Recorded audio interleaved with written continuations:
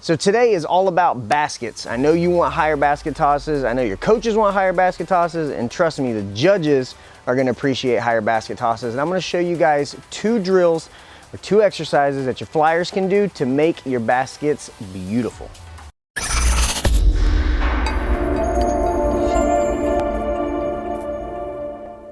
So there are 2 common mistakes that flyers can make when getting into their baskets. Now, flyers a lot of times can try either too little in the basket, which makes them kind of just a dead weight that's being thrown, or they can try too much, which isn't necessarily a bad thing, but if the effort they're putting in is negatively affecting our baskets, we need to make some changes. So the 2 most common errors that our flyers make are either bending their arms and trying to press out of their basket toss, or jumping out of the basket, thinking that the jump is gonna make it a little bit higher. And these 2 things actually take away from the quality of our basket tosses. And so today I wanna show you all 2 very, very easy exercises or drills that your flyers can do to make sure that they're not creating a lower, less powerful basket toss, and it's actually making it easier on their bases and backspot. So we have a couple of mats set up. You can use either kind of block mats like this, stacked panel mats. If you have a couple of sturdy chairs that you can use, really anything that you can get your hands to, put some body weight on, and it will stay sturdy and not slide away from us. So the first thing I want to cover is the press out that the top girls can do whenever they're trying to push themselves out of the basket. Now, the reason why this is dangerous is if we bend our arms, it can either drop our chest forward, making us shoot forward out of the basket, or on the way out of that press, if we end up pushing down and back, it can actually shoot us over our back spot, which I've seen, and I'm sure some of you have seen, very, very scary. So we wanna make sure we eliminate that.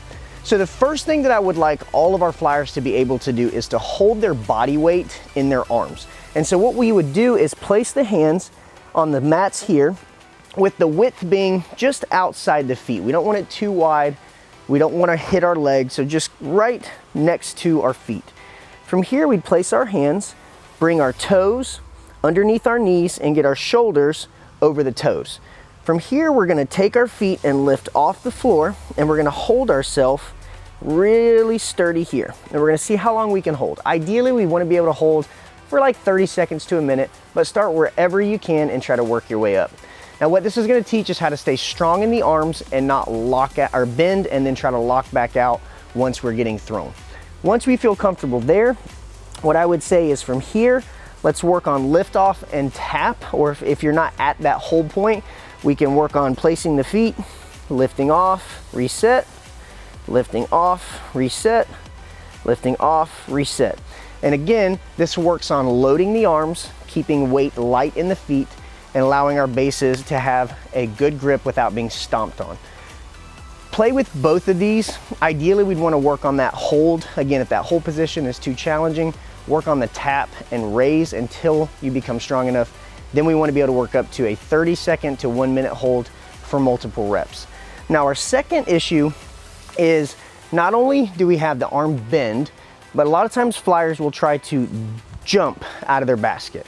Now, while this may seem like it's going to add height, you got to remember that your bases are holding you here, and it's not a solid ground. It's not the ground. It's not a super solid foundation. So any force down while they're trying to push up is going to cancel out. So all that power just kind of meets in the middle, and it gets us nowhere.